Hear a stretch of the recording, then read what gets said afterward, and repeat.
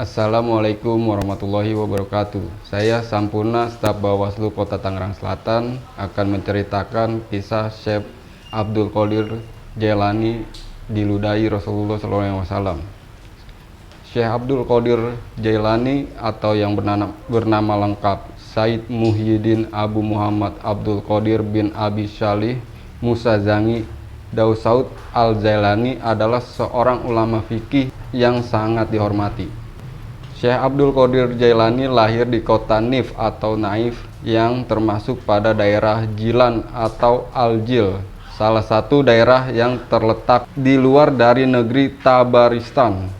Pendapat lain mengatakan bahwa beliau dilahirkan di kota Baghdad, di mana riwayat tersebut dilihat dari nama Kailan diadaptasi dari daerah Jailan. Syekh Abdul Qadir Jailani lahir pada 470 Hijriah atau 1077 Masehi dari rahim seorang perempuan bernama Fatimah binti Abdillah Al-Sumai dan ayahnya bernama Abu Salih Musa. Umat Islam khususnya di Indonesia umumnya mengenal Syekh Abdul Qadir Jailani karena namanya sering disebut-sebut. Kehadiran beliau di dunia dikenal sebagai ulama besar sekaligus tokoh sejarah dengan pemikiran-pemikiran fenomenalnya dalam tasawuf.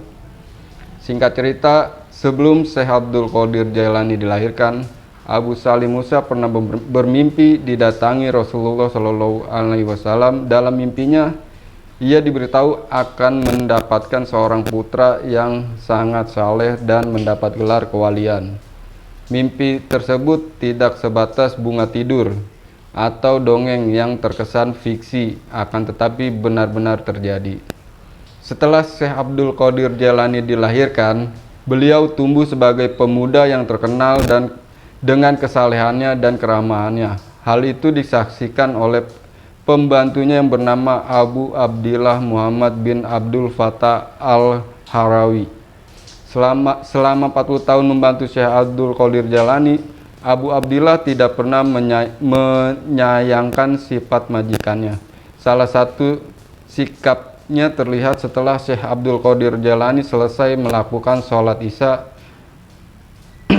Beliau berkhalwat bahwa tidak ada yang bisa mengganggunya sampai waktu fajar tiba. Dari rutinitas setelah melaksanakan sholat Isya tersebut, banyak orang yang ingin bertemu dengan Syekh Abdul Qadir Jailani merasa kecewa karena tidak bisa dijumpainya.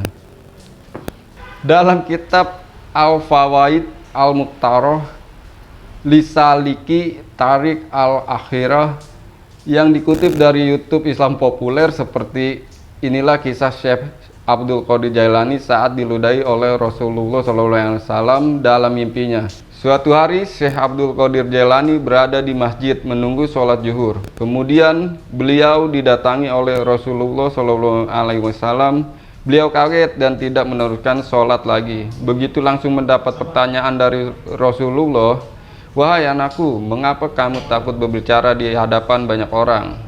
Dia menjawab, "Wahai ayahku, aku ini tumbuh dan besar di tengah-tengah penduduk yang tidak pandai berbicara. Lantas bagaimana aku mau berbicara di hadapan penduduk kota Baghdad yang pandai berbicara? Ditambah lagi banyak ulamanya yang alim." Mendengar jawaban dari Syekh Abdul Qadir Jailani tersebut, Rasulullah SAW meminta beliau agar membuka mulutnya dan langsung meludahinya sebanyak 7 kali. "Sekarang pergilah dan bicaralah di hadapan manusia, berdakwahlah dan ajak mereka ke jalan Allah. Berikan mereka nasihat-nasihat yang baik," sabda Rasulullah SAW. Setelah mengalami peristiwa tersebut, akhirnya Syekh Abdul Qadir Jailani mulai memikirkan strategi dakwah agar diterima oleh penduduk kota Baghdad. Walaupun telah diludahi oleh Rasulullah SAW, beliau masih kebingungan bagaimana cara menyampaikan ajaran Islam dan mengajak penduduk ke jalan Allah.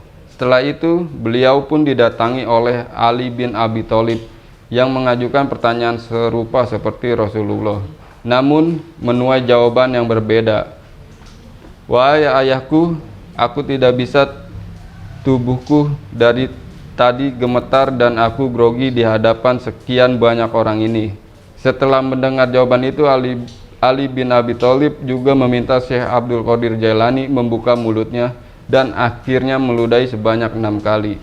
Setelah diludahi oleh dua orang yang berbeda, Syekh Abdul Qadir Jailani akhirnya menjadi mahir berbicara di hadapan banyak orang untuk menyiarkan agama Islam. Suaranya pun nyaring terdengar oleh khalayak banyak, bahkan walaupun hanya didengar dari jauh.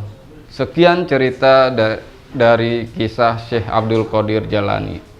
Wassalamualaikum warahmatullahi wabarakatuh.